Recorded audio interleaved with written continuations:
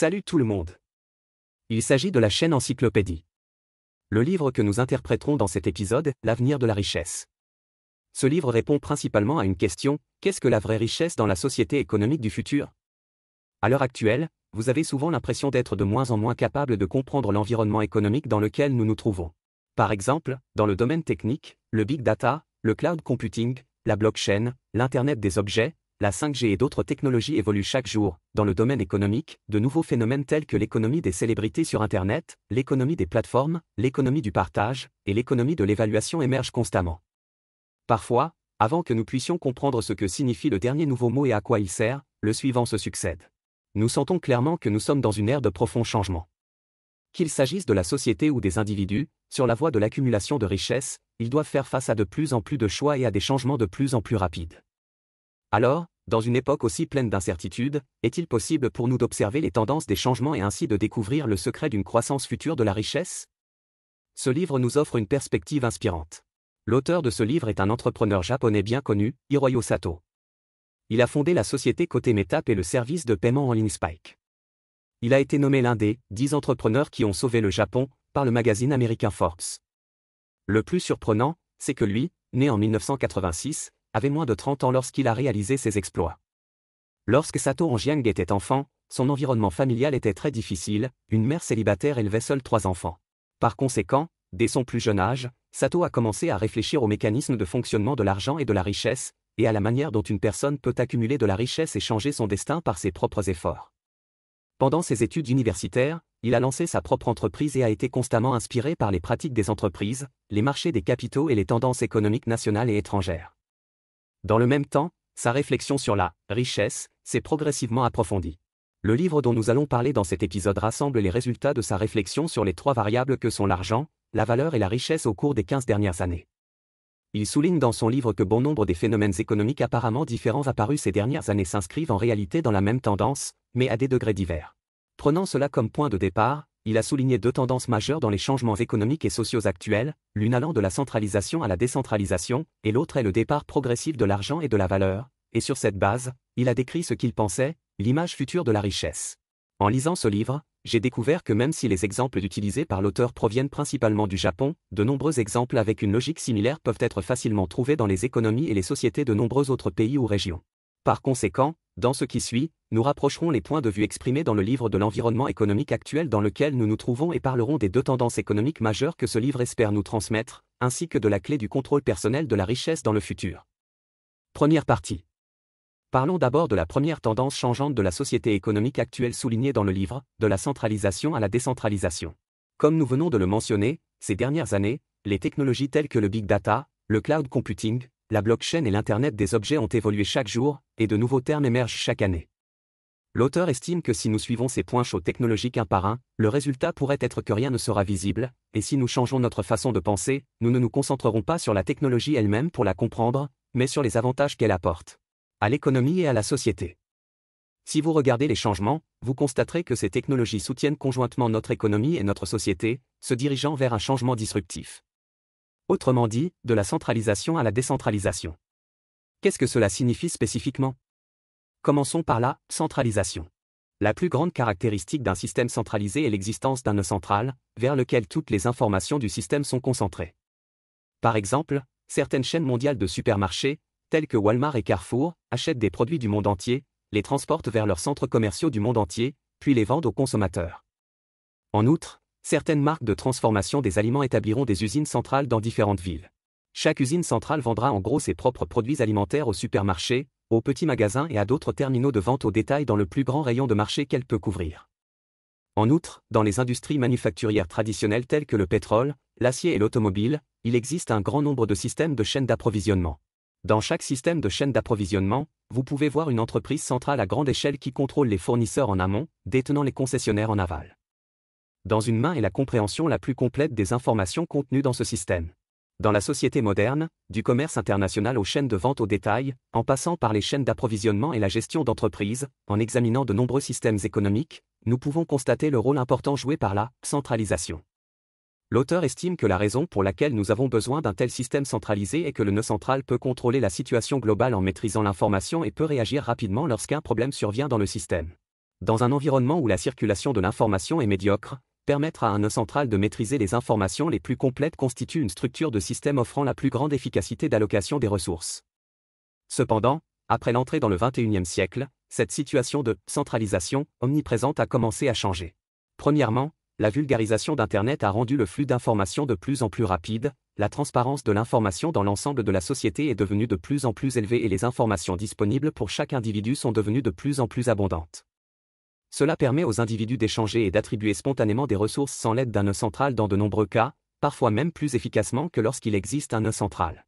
Par exemple, un terme très populaire ces dernières années, réseau P2P, signifie réseau peer-to-peer, qui est également réseau peer-to-peer. En termes simples, le réseau P2P permet de transmettre des données non plus via le serveur, mais directement entre les utilisateurs du réseau. Dans un tel réseau, chaque participant est à la fois fournisseur et acquéreur de ressources, de services et de contenus. Par exemple, une société de logiciels de cinéma utilise un réseau P2P. Utilisez le logiciel de cette société pour télécharger des films. Les films ne sont pas stockés sur le serveur central de la société, mais sur chacun de nos ordinateurs.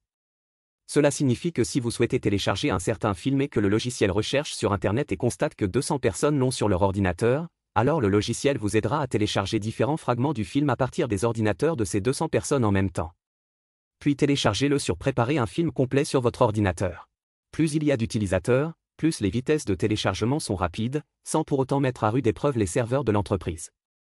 C'est du P2P. En tant que structure de transaction, permettant aux utilisateurs de se servir eux-mêmes, le P2P incarne en fait l'impact subversif d'Internet sur le monde réel, c'est-à-dire que l'économie et la société dans lesquelles nous vivons commencent à se décentraliser. Plus tard, l'émergence des smartphones a encore intensifié cette tendance. Parce qu'il met Internet dans la poche de chacun, les barrières d'information entre les gens sont encore plus éliminées et chacun a la possibilité de mobiliser un plus large éventail de ressources sociales grâce à Internet. Peu à peu, les gens ne se contentent plus d'interagir uniquement avec des informations et des fonds sur Internet, mais espèrent profiter de la commodité des individus allouant directement des ressources dans tous les domaines de la vie. Face à ces évolutions de la demande, de nouveaux modèles économiques sont apparus. L'auteur cite ici 3 représentants typiques, à savoir l'économie des plateformes, l'économie du partage et l'économie des célébrités sur Internet. Si vous examinez ces modèles économiques ensemble, vous constaterez qu'ils ne fournissent pas des biens spécifiques, mais des connexions entre les personnes. Par exemple, nous venons de mentionner que les supermarchés et les magasins traditionnels achètent généralement d'abord des produits auprès de divers fournisseurs, puis les exposent ici et les revendent aux clients. Cependant, les plateformes de commerce électronique telles que Taobao et Amazon ne disposent pas de leur propre stock.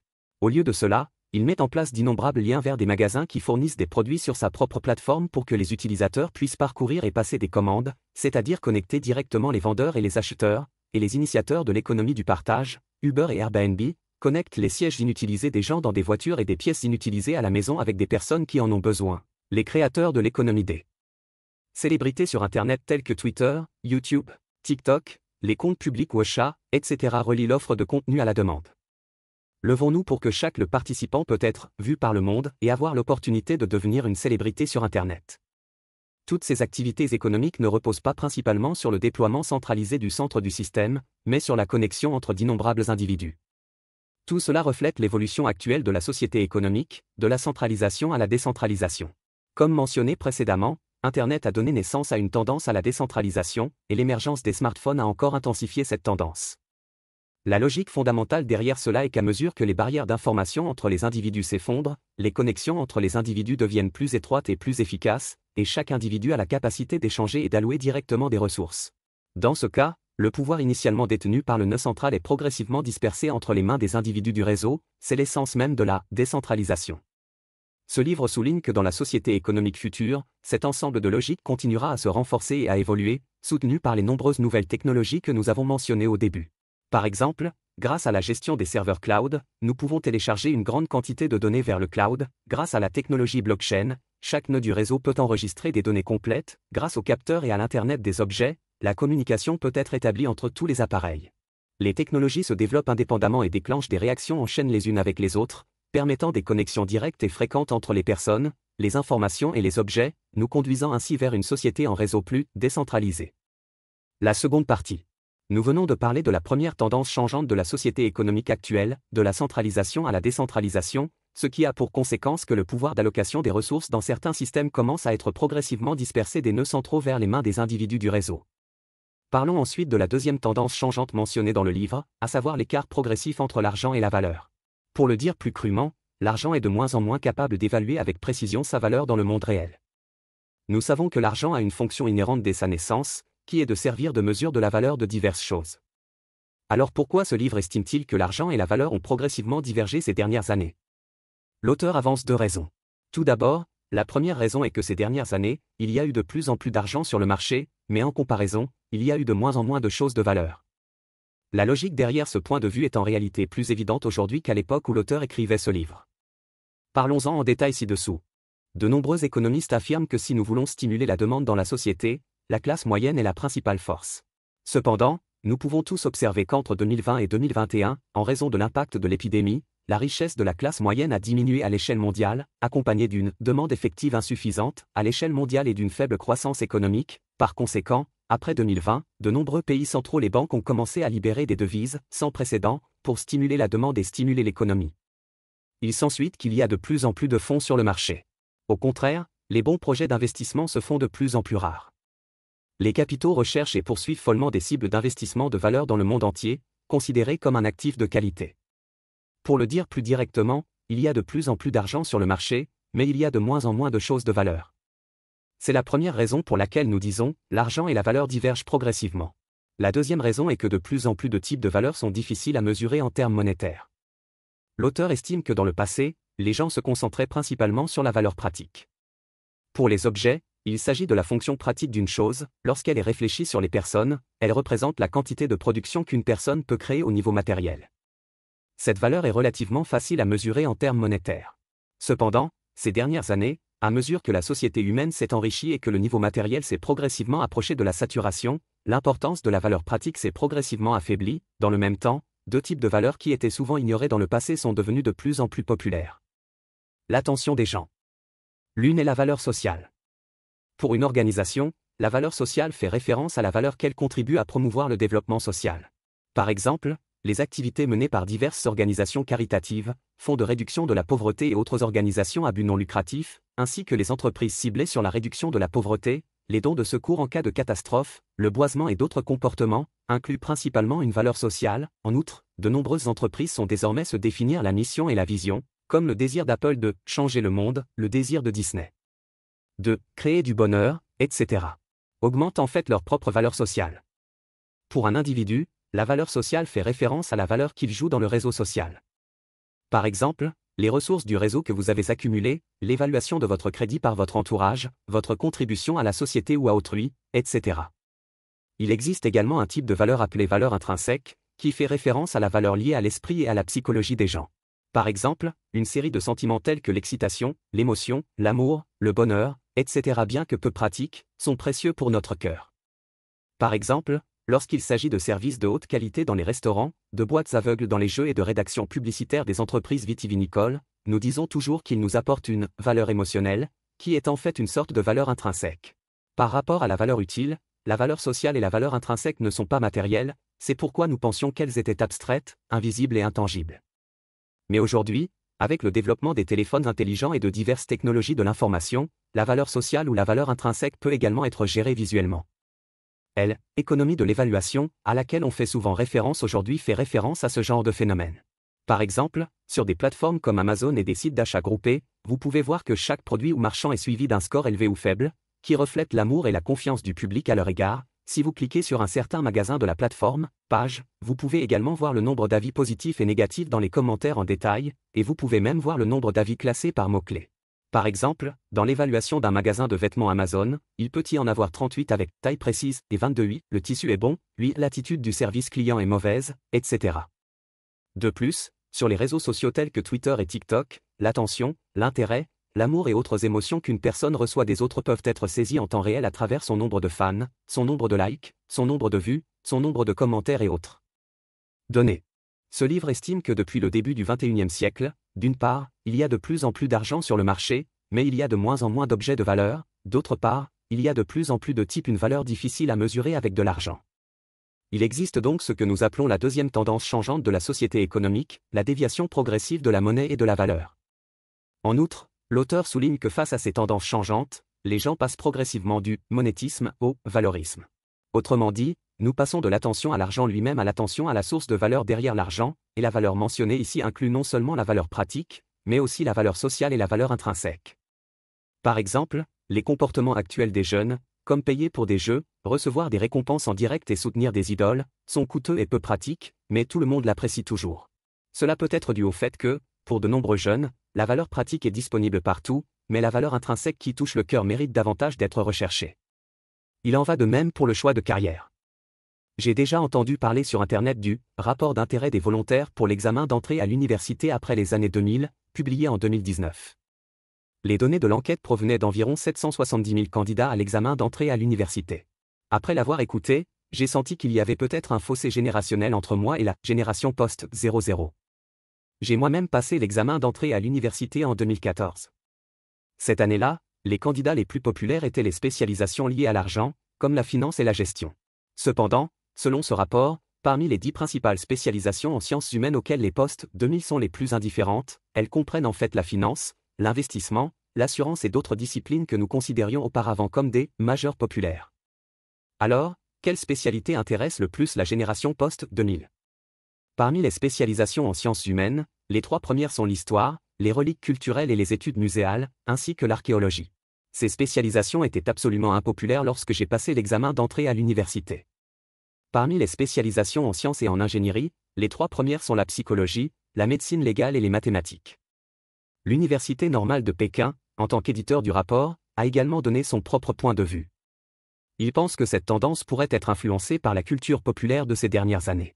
Par exemple, le documentaire « Je répare les reliques culturelles dans la cité interdite » est devenu un succès, l'émission de variété « National Treasure » est devenue populaire, il existe également des séries télévisées d'enquête criminelle et de suspense populaires telles que « Forensic Killing » et « White Knight », etc. Je crois que du point de vue de la valeur, ces œuvres culturelles populaires renforcent subtilement la valeur inhérente des majors concernés. Les étudiants pensent que ces spécialisations sont intéressantes et ont beaucoup de sens et de valeur, et ils sont plus disposés à les considérer comme leur choix de carrière. On peut dire que dans la vision de la vie des années 2000, nous pouvons clairement voir le passage du monétarisme au valorisme. Non seulement la génération post-2000, mais aussi les jeunes de la génération 8090, nous pouvons constater ce changement. Par exemple, du point de vue du monétaire, un jeune homme diplômé d'une grande université et ayant reçu une offre d'une entreprise de premier ordre a abandonné son emploi et a lancé une entreprise pour poursuivre ses rêves littéraires ou musicaux, ou s'engager dans une organisation à but non lucratif. Groupes et autres activités de bien-être public. N'est pas très rationnel, cependant, d'un point de vue fondé sur les valeurs, de tels choix peuvent être tout à fait raisonnables, car l'augmentation de la valeur intrinsèque et de la valeur sociale qu'ils apportent peut dépasser de loin la valeur pratique. De plus, de nos jours, si l'on demande à un jeune s'il veut $1 million américains en espèces ou 1 million de vrais fans actifs sur les comptes sociaux, de nombreuses personnes pourraient choisir la seconde solution. Parce qu'un blogueur comptant 1 million de fans actifs peut percevoir l'année prochaine des frais de publicité et de publicité pouvant largement dépasser $1 million américains. Nous constatons généralement que plus les célébrités d'Internet sont populaires, plus elles ont peur de perdre des fans et des abonnés au programme. Au contraire, elles n'ont pas peur de manquer temporairement d'argent, car elles comprennent très bien que leur valeur réside dans l'intérêt et l'attention du public, et l'argent n'est que cela, une forme de valeur convertible. De ce phénomène, nous pouvons voir qu'à l'heure actuelle, l'environnement de conversion de la valeur personnelle en revenus s'améliore constamment et que votre valeur personnelle peut être plus facilement convertie en argent. Pour cette raison, l'auteur nous rappelle qu'à l'avenir, les sources de revenus personnels ne pourront plus dépendre d'une seule entreprise. Pour les personnes vraiment précieuses, l'entreprise n'est qu'un des nombreux canaux par lesquels ils peuvent exercer leur estime de soi. La troisième partie. Nous avons parlé ci-dessus des 2 tendances changeantes auxquelles l'économie et la société actuelle sont confrontées. Ensuite, nous devons répondre à la question la plus cruciale, comment devrions-nous, nous, les gens ordinaires, appréhender la richesse à l'avenir ? En fait, après avoir terminé tout le contenu précédent, la réponse à cette question est déjà évidente. Vous voyez, la tendance changeante de la centralisation à la décentralisation permet à l'information et au pouvoir d'être dispersés des nœuds centraux vers les individus du réseau, la tendance changeante de l'argent et de la valeur s'écarte progressivement du monétisme au valorisme. Ensuite, en extrayant les mots-clés de ces 2 phrases, nous arrivons à un point important de ce livre, c'est-à-dire qu'à l'avenir, la clé pour appréhender la richesse sera la valeur personnelle. La valeur personnelle mentionnée ici comprend non seulement une valeur pratique telle que les compétences et l'expérience, mais également une valeur intrinsèque telle que l'émotion et la bonne volonté, ainsi qu'une valeur sociale telle que le crédit, les relations et le dévouement. L'auteur souligne qu'à l'avenir, nous devrons accorder une attention particulière à la valeur sociale et à la valeur intrinsèque. À l'heure actuelle, les entreprises se soucient davantage de ces 2 types de valeurs. Par exemple, on entend souvent dire que dans les opérations commerciales, il faut prêter attention à l'image du marché, à la responsabilité sociale et à l'accumulation de crédits. Dans le marketing et la promotion, il faut prêter attention à la valeur IP de la marque, la valeur émotionnelle du produit, la valeur divertissante de la publicité, etc. Mais à l'avenir, le niveau individuel devra également prêter attention à la construction de ces valeurs. Le livre nous fournit également quelques suggestions sur cette question. L'auteur estime qu'en tant qu'individu, si vous souhaitez augmenter la valeur sociale, en plus de démarrer une entreprise ou de rejoindre une organisation à but non lucratif, une approche plus universelle consiste à d'abord définir votre vision sociale, puis à rejoindre une entreprise qui correspond à votre vision. Autrement dit, combiner la valeur sociale au niveau personnel avec la valeur sociale au niveau de l'entreprise, afin que la valeur personnelle grandisse avec la valeur de l'entreprise. En réalité, la raison pour laquelle de nombreuses entreprises sont capables d'attirer de nombreux talents exceptionnels n'est pas seulement grâce à des salaires et des avantages sociaux élevés, mais aussi parce qu'elles peuvent définir leur propre mission sociale et permettre à des employés partageant les mêmes idées d'acquérir un sens plus élevé et un sens plus élevé. Valeur de leur travail. Par exemple, la mission sociale définie par Google est d'organiser l'information mondiale, et la mission de Facebook est de rendre le monde plus étroitement connecté. Ces missions visent toutes à résoudre certains problèmes sociaux, injectant ainsi plus de signification sociale dans le travail des salariés. Après avoir parlé de valeur sociale, penchons-nous sur la valeur intrinsèque.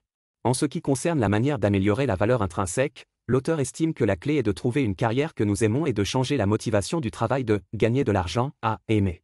Il a souligné, à l'ère du monétaire, le secret du succès réside dans la concentration sur les intérêts économiques et la maximisation des intérêts personnels. Cependant, à l'ère du valorisme, où la valeur intrinsèque peut diriger l'économie, la situation peut être complètement différente d'aujourd'hui. Plus le but est de gagner de l'argent, plus il est probable que vous n'en gagnerez pas, et celui qui aime vraiment quelque chose peut maximiser les bénéfices qu'il en retire. Même s'il publie des vidéos, diffuse des émissions en direct ou écrive des romans, ceux qui apprécient et aiment vraiment le processus sont non seulement plus susceptibles de persévérer, mais aussi plus susceptibles de gagner en popularité. Je pense que ce que l'auteur veut exprimer ici, c'est que la valeur intrinsèque est une valeur qui ne peut être obtenue par la tromperie. Si vous ne pouvez pas dépasser votre propre niveau, vous ne pourrez pas infecter les autres d'un niveau spirituel ou psychologique.